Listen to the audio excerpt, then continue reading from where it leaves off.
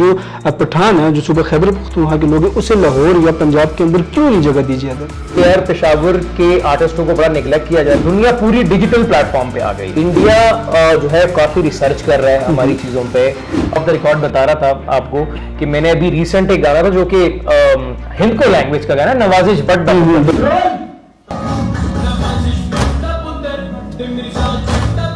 ये भी बताइएगा कि जो आप गाने सॉन्ग्स जो आप गाते हैं, ये खुद भी लिखते हैं, सिर्फ गाते हैं? कामयाबी का या मेरे गाने जितने मकबूल है उसका एक वजह ये भी है कि मैंने पुरानी शायरी रिवाइव किया ना मॉडर्न स्टाइल। आजकल आप देख रहे हैं कि फीमेल जो हल्के फुल्के टिकटॉक करते हैं, थोड़ा सा फेम हासिल करके वो चले जाते हैं म्यूजिक इंडस्ट्री में। क्या समझते हैं जो रियल लोग हैं, जिस तरह आप जैसे लोग हैं, जहांगीर खान की दरबार, इस तरह जो बड़े लोग हैं, बड़े नाम है, उनको कोई मुश्किलात होती है या उन मुतासर होते हैं? इस वाले आई थिंक ये ज्यादा भी है। एक तो ठीक है ना, अब जैसे देखें इंडिया में टिकटॉक बैन है।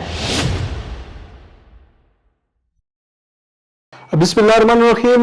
मुझे कहते हैं अब्दुल्ला खान। आज एक दफा फिर आपकी खिदमत में हाजिर हूँ। आज एक इंटरेस्टेड इंटरव्यू हम करने जा रहे हैं। मेरे साथ इस वक्त जो है पाकिस्तान के नामवर अदाकार और फोक सिंगर जो सूबा खैबर पख्तूनख्वा में एक बहुत बड़ा नाम है, अब तो ओवरऑल पाकिस्तान के अंदर जो है बहुत बड़ा नाम है। इनका ताल्लुक भी है पेशावर से है। मेरी मुराद जनाब जुनैद कमरान सिद्दीकी साहब से। इनसे मजीद गुफ्तगू करेंगे, इनके लाइफस्टाइल के हवाले से बात करेंगे, कुछ गपशप भी होगी। बहुत शुक्रिया जुनैद साहब, आपने मुझे कीमती वक्त में टाइम दिया। जुनैद साहब थोड़ा सा बताइएगा अपने बारे में कि आप ये म्यूजिक इंडस्ट्री में किस तरह और कब आए? सबसे पहले तो बहुत बहुत शुक्रिया आपके इनविटेशन का और इतना ज़बरदस्त इंट्रोडक्शन आपने करवाया। यार इंडस्ट्री में मैं कैसे आया ये तो एक बहुत ही लंबी स्टोरी है, लेकिन to cut it short, right from the school मुझे बड़ा शौक था कि यार मैं क्योंकि पहले तो अपना आपको जो है ना एक्सप्लोर करना होता है कि वाकई आपकी आवाज़ अच्छी है नहीं। हर इंसान को अपनी आवाज़ अच्छी ही महसूस होती है। तो अब इसी तरह कॉलेज स्कूल में परफॉर्मेंसेस की और लोगों ने बड़ा अप्रिशिएट किया। फिर आहिस्ता आहिस्ता कुछ ऑर्गेनाइजर्स थे, उन्होंने अप्रोच करना शुरू किया। फिर म्यूज़िक सीखना भी एक बहुत बड़ा अमल था। सॉन्ग मेकिंग कैसे होती है, गाना कैसे बनाया जाता है, स्ट्रक्चर कैसे बनाया जाता है, वो जैसे जैसे लोग मिलते गए वो इन्फॉर्मेशन मैं गैदर करता गया, वो सारी नॉलेज मैं लेता गया और फिर लोग मिलते गए और कारवां बनता गया। और फिर फाइनली हमें एक बहुत बड़ा अवार्ड मिला, लक स्टाइल अवार्ड। हमारा गाना फोक सॉन्ग था, सादा आशना, मायरा खान हमायूं सईद के साथ फीचर हुआ, जो कि बीइंग अ पठान और being part of Khyber Pakhtunkhwa एक बहुत बड़ी बात है कि इंटरनेशनल मूवी में इतना बड़ा गाना आता है और इतने बड़े लेवल पे उसको स्केल किया जाता है। दुनिया भर में, ऑस्ट्रेलिया में, यूके में, पूरी दुनिया में इस गाने को हाईलाइट किया जाता है। तो बड़ी अच्छी एक अपॉर्चुनिटी थी मेरे लिए ये, और लोगों ने बड़ा पसंद भी किया। तो इसी तरह स्कूल कॉलेज से स्टार्ट करते करते मैंने जो है अपना सफर। जुनैद भाई, आपने जिक्र किया है हुमायूं खान का, मायरा खान का। हमने देखा है गुज़िश्ता महीने जो है बैक चले जाएं तो आपने एक उसके साथ परफॉर्मेंस भी की है और एक फिल्म जो थी उस पर भी आप हमें नजर आए। क्या समझते हैं कि जो पठान है, जो सूबा खैबर पख्तूनख्वा के लोग हैं, उसे लाहौर या पंजाब के अंदर क्यों नहीं जगह दी जाती? यार मैं ये समझता हूँ कि इसमें कसूर हमारा भी है। नो ऑफेंस विद एनीवन, लेकिन आर्टिस्ट को जस्ट अच्छा म्यूजिशियन या अच्छा गायक या अच्छा सिंगर होना काफ़ी नहीं है। आई थिंक एजुकेशन जो है बड़ा इसमें एक अहम रोल अदा करती है, क्योंकि आर्टिस्ट जिस तरीके से अपने आप को प्रेजेंट करता है, जिस तरीके से बात करता है, तो फिर ऑब्वियसली लोग फिर उसको प्लेटफॉर्म भी देते हैं और उसकी बात भी मानी जाती है। तो मेरा हमेशा से ये था कि यार पेशावर के आर्टिस्टों को बड़ा निगलेक्ट किया जाता है, तो ये स्टीरियोटाइप टूटना चाहिए। और वो कैसे होगा यार? एजुकेशन के बगैर पॉसिबल नहीं है। एजुकेशन इसलिए भी जरूरी होती है क्योंकि जब आप प्रोफेशनल्स के साथ आप काम करते हैं पेशावर से बाहर पूरी दुनिया में, तो तरह तरह के कॉन्ट्रैक्ट सामने आ जाते हैं, लिखत पढ़त वाले मामला शुरू हो जाते हैं। तो उनकी टर्मिनोलॉजीज को समझना और अपने आप को अच्छे तरीके से प्रेजेंट करना तो एजुकेशन के बगैर इम्पॉसिबल है। तो मैं ये समझता हूँ कि ये स्टीरियोटाइप तोड़ने में हम काफी हद तक कामयाब हुए हैं, क्योंकि ये एक गाना जो हमारा आया इतनी बड़ी मूवी में, तो उसके बाद ये सिलसिला चल पड़ा है। अभी मैं रिवील नहीं करना चाहूंगा, लेकिन एक और मूवी भी है आने वाली है, पाकिस्तानी मूवी, जिसमें अगेन जो है मैंने एक ट्यून कंपोज करके उनको दिया, तो वो गाना भी मंजर आम पे आएगा बहुत जल्द। तो आई थिंक ये कॉरिडोर अब ओपन हो चुका है और इंशाल्लाह अब मुझे लगता है कि सिलसिला नहीं रुकेगा। जुनैद भाई, पेशावर के अंदर अगर सूबा खैबर पख्तूनख्वा की अगर बात की तो एक पख्तून जो जितने भी एक्टर्स थे, हमारे सीनियर्स जितने बड़े एक्टर्स थे, वो सिनेमा के अंदर हुआ करते थे। जब भी फिल्म बनती वो सिनेमा में चले जाते थे, सिनेमा के अंदर जो है टिकट्स लेने पड़ते। अब वो चीज नहीं है। पहले ये बता दें, और दूसरी बात है कि सिनेमा जो है वो खत्म होता जा रहा है। अब बता, मैं ये भी बता दूं कि पेशावर के अंदर सिनेमा खत्म हो गया है। इसकी असल वजह क्या है? अच्छा, सिनेमास का जहाँ तक ताल्लुक है, मैं चूंकि म्यूजिक के साथ इस चीज़ को रिलेट करूंगा, ग्लोबली जितना भी आप देखें तो सारा जो मूवीज हैं और जो आपका म्यूजिक है पूरा डिजिटल हो गया है। पहले सीडीज आती थी, एल्बम्स आते थे, वो डिस्ट्रीब्यूटर डिस्ट्रीब्यूट करता था, अब वो सारा काम ऑन वन क्लिक है, डिजिटल हो गया सब। स्पॉटिफाई, आईट्यून्स, एक क्लिक, सोशल मीडिया गया, सोशल मीडिया, आपको कुछ डॉलर्स पे करने पड़ते हैं और आपका एक ऑडियो या एक म्यूजिक वीडियो पूरी दुनिया में डिस्ट्रीब्यूट हो जाता है। तो वो सिनेरियो अब चेंज हो गया है। तो उसके साथ एजुकेशन का, क्योंकि मैंने जिक्र किया, तो एजुकेशन ये है कि आपको हालात हाजरा से भी बाखबर रखना पड़ता है अपने आप को कि यार दुनिया में किस तरह का म्यूजिक हो रहा है, कैसे डिस्ट्रीब्यूशन हो रही है। तो ये तो हो गई एक बात, क्योंकि दुनिया पूरी डिजिटल प्लेटफॉर्म पे आ गई है, नंबर एक। नंबर दूसरी चीज आपने कहा कि सिनेमास का वो नहीं है, तो मैं ये समझता हूं कि लोगों को जुड़ना पड़ेगा, पैसे पूल इन करने पड़ेंगे, इन्वेस्टर्स को सामने आना पड़ेगा। यार ये भी प्रॉपर एक फील्ड है। देखें, अगर हम इंडिया की या बॉलीवुड की बात करते हैं तो बड़ा अच्छा खासा रेवेन्यू जनरेट करके अपनी गवर्नमेंट को काफी, मतलब बिलियंस ऑफ अमाउंट में टैक्स देते हैं। लेकिन इंडिया वाले जो ज्यादातर पाकिस्तान के जो करेक्टर्स हो, जिस तरह धर्मेंद्र की हम बात कर लें तो उस टाइम आप देख लें कहाँ जा रहे हैं। तो देखें, ये अब एक थोड़ी सी सेंसिटिव टॉपिक पे बात करेंगे हम। हमारी एक मूवी बनी थी, नाम मैं ले लूंगा, मूवी का नाम था मालिक। आपने शायद देखी, वो बैन हो गई मूवी क्योंकि इसमें कुछ ऐसे सेंसिटिव इश्यूज थे, तो कुछ हमारी सोसाइटी या हमें इजाजत नहीं दी थी कि इन सेंसिटिव टॉपिक्स को हम टच करें, जो कि फेयर एनफ, वो ठीक है। तो और दूसरी चीज ये कि इंडिया जो है काफी रिसर्च कर रहा है हमारी चीजों पे और पैसा इन्वेस्ट कर रहा है, बड़ी प्रोफेशनल एक फील्ड है। अब जहां तक कि मैं तो केपीके के हवाले से बात करूंगा, मैं तो लोगों को मोटिवेट करूं कि भाई आओ, ये प्रॉपर एक फील्ड है। मैं अभी कुछ इन्वेस्टर्स हजरात थे, मैं अभी रिवील नहीं करना चाहूंगा, लेकिन वो ये चाह रहे थे कि यार इधर मल्टीप्लेक्स आना चाहिए पेशावर के अंदर। तो मैंने कहा बिल्कुल जी, जितनी हेल्प मुझसे हो सकती है, जितना लिमिटेड नॉलेज मेरा है, तो मैं आपको हेल्प आउट कर सकता हूं। यहाँ पे 1 साल या 2 साल के अंदर हम मल्टीप्लेक्स बना के इसका एक ग्रैंड लेवल का इनॉग्रेशन कर सकते हैं। तो अब आहिस्ता आहिस्ता चेंज आएगा, आई बिलीव, लेकिन वो एकदम से चेंज हम नहीं एक्सपेक्ट कर सकते, क्योंकि अब मैं 10 लोगों को मोटिवेट करूंगा, वो 10 लोग आगे 100 लोगों को मोटिवेट करेंगे, इसमें टाइम लगेगा। हमारी जिंदगी में इसके बाद चेंज आएगा और मुझे नजर आ रहा है वो चेंज, क्योंकि आई एम द फर्स्ट वन। देखें, किसी ने तसव्वुर भी नहीं किया होगा कि इतनी बड़ी स्टार कास्ट को मैं पेशावर बुलाऊंगा। इसी तरह हमायूं भाई के साथ सेट के ऊपर ही, मैं सादा शनागा जब हम शूट कर रहे थे, फ्रेयर हॉल कराची में सेट लगा हुआ था, मैंने कहा हमायूं भाई इस गाने को पेशावर में लॉन्च करना चाहिए। तो उन्होंने सोचा फॉर अ सेकंड और मुझे कहा कि यार भाई बिल्कुल बात तो आप ठीक करें। मैंने कहा देखिए, इससे फिल्म को भी फायदा होगा, हमारी कम्युनिटी भी आपको बड़ा प्यार देगी। तो जब हमायूं भाई आए, सादा अशना का ग्रैंड लॉन्च हमने पेशावर में किया, इसी तरह 5-6 हजार बंदा विटनेस करने के लिए आए मोमेंट। यार इतना प्यार समेट के गए हैं हमायूं भाई, और वो अभी भी मुझे बड़े अच्छे लफ्जों में रिगार्ड करते हैं, बड़ी अच्छी दोस्ती है, भाई हैं। तो चेंज आएगा, आहिस्ता आहिस्ता चेंज आएगा। मैं चाहता हूं कि इंडस्ट्री का कयाम भी हो, वो तब होगा कि आप जैसे हमारे जैसे लोग इसको एज अ प्रॉपर फील्ड लें, इसमें पैसा पूल इन करें, इससे लोगों का रोजगार भी बढ़ेगा। अब देखिए, हर तीसरा कैमरामैन, ये जो भी फ्रीलांस करने वाला मीडिया से रिलेटेड है, वो कहने का मकसद ज़बू हाली का शिकार है। वो क्यों? क्योंकि हम पीछे हम इन्वेस्ट नहीं कर रहे।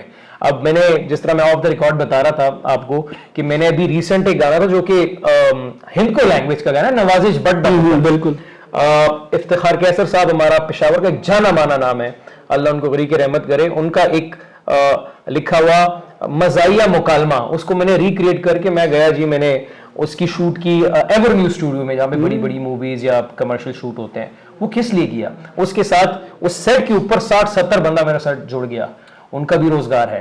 तो मैं तो इस तरह समझता हूँ और मैं मोटिवेट करने को तैयार हूँ, मैं करता रहूंगा लोगों को वक्तन फवक्तन। जुनैद भाई, ये भी बताइएगा कि जो आप गाने सॉन्ग्स जो आप गाते हैं, ये खुद भी लिखते हैं, सिर्फ गाते ही हैं? मैं कंपोजिशन खुद करता हूँ, मेनली मैं लिखता भी खुद हूँ, लेकिन जो पश्तो में हमारे कलाम जो मकबूल हुए हैं ज्यादा, वो बेसिकली रहमान बाबा और गनी खान बाबा, खुशहाल खान खटक, मतलब कहने का मकसद है आपकी लाइफ खत्म हो जाएगी, इनके कलाम नहीं खत्म होंगे, इतना ये देकर गए हुए हैं सोसाइटी को, लेकिन हमारी रिसर्च नहीं है।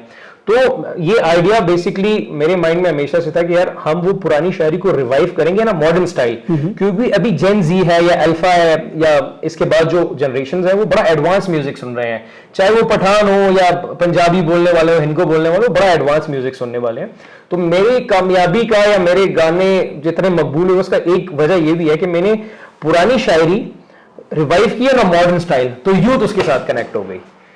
तो in a short span of time आप कह सकते हैं 6-7 साल के अंदर अंदर अल्लाह पाक ने मुझे फिर बहुत हाँ, जुनैद भी जो कोई भी अगर मीडिया इंडस्ट्री में आता है या अदाकारी के में आता है, उनको सबसे बड़ा जो चैलेंज होता है वो किसका होता है?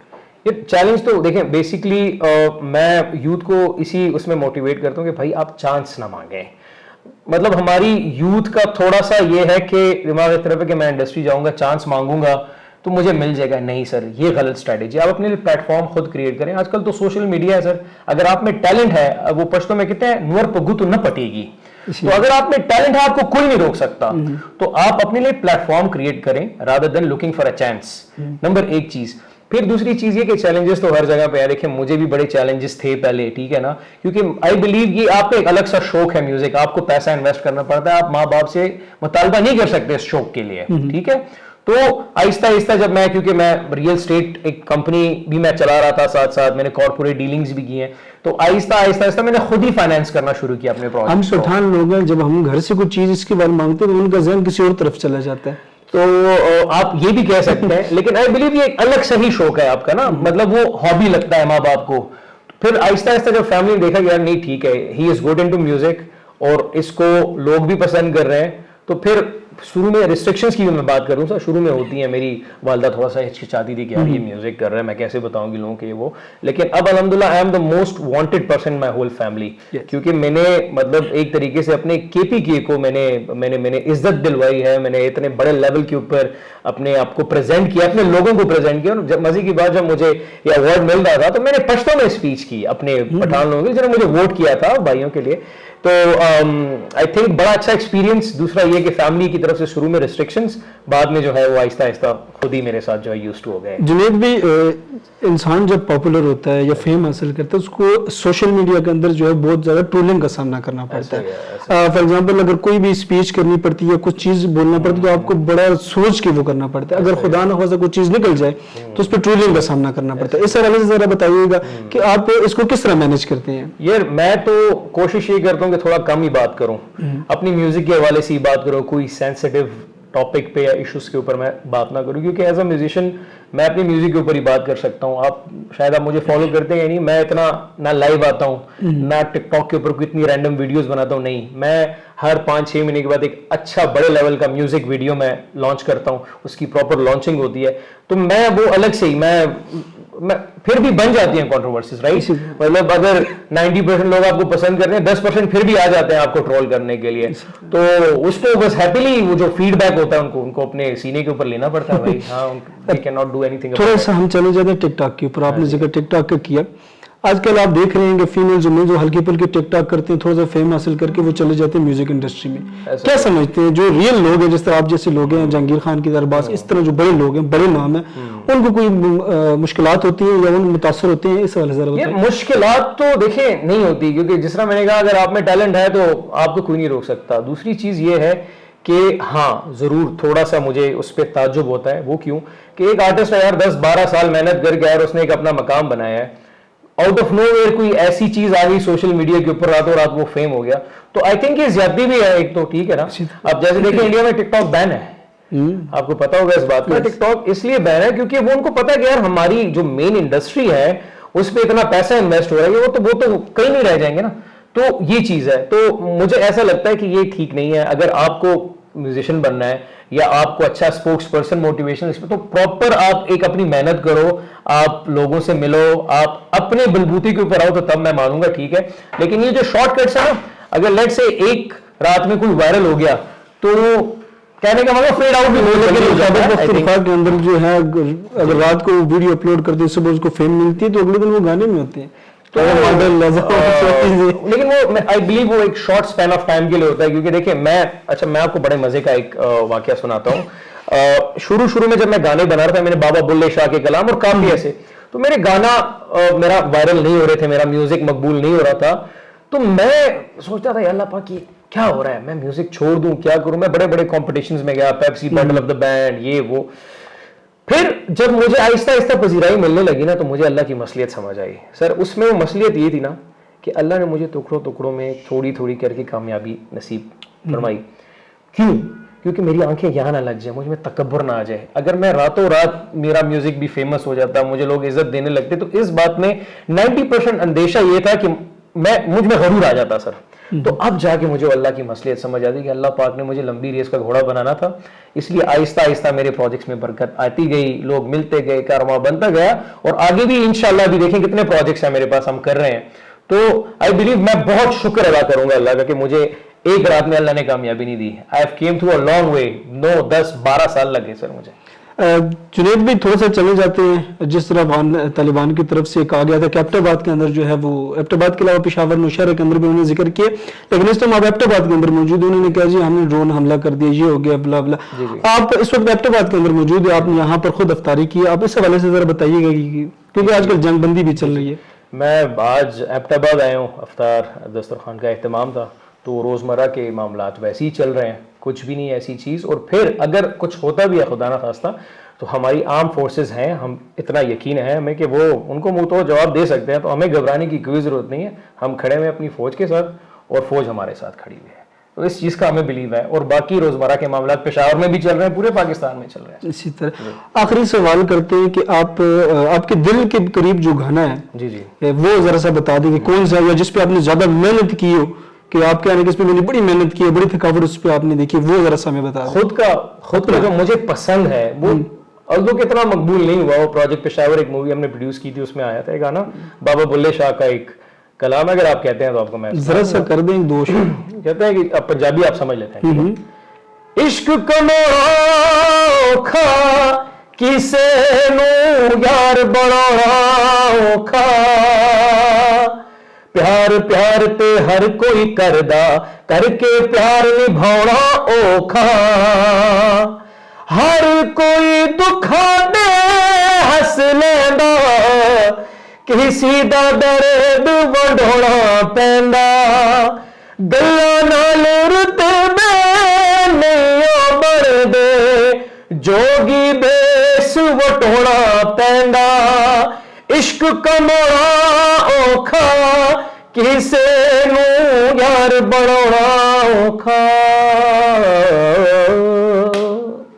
अपने फैंस के लिए क्या कहेंगे? यार अपने फैंस के लिए मैं, या अपने दोस्तों के लिए जो मुझे फॉलो करते हैं, उनको यही कहूँगा कि जाम वॉइस प्राइवेट लिमिटेड, चूँकि हमारी कंपनी भी है, मेरा बैंड भी है, हमारा प्लेटफॉर्म आप लोगों के लिए हाजिर है। आप लोगों को सॉन्ग मेकिंग में, सॉन्ग रिकॉर्डिंग में, स्पॉन्सरशिप में किसी किस्म की हेल्प की ज़रूरत है, बीइंग अ म्यूजिशियन मैं आपके किसी काम आ सकता हूँ, आई एम देयर।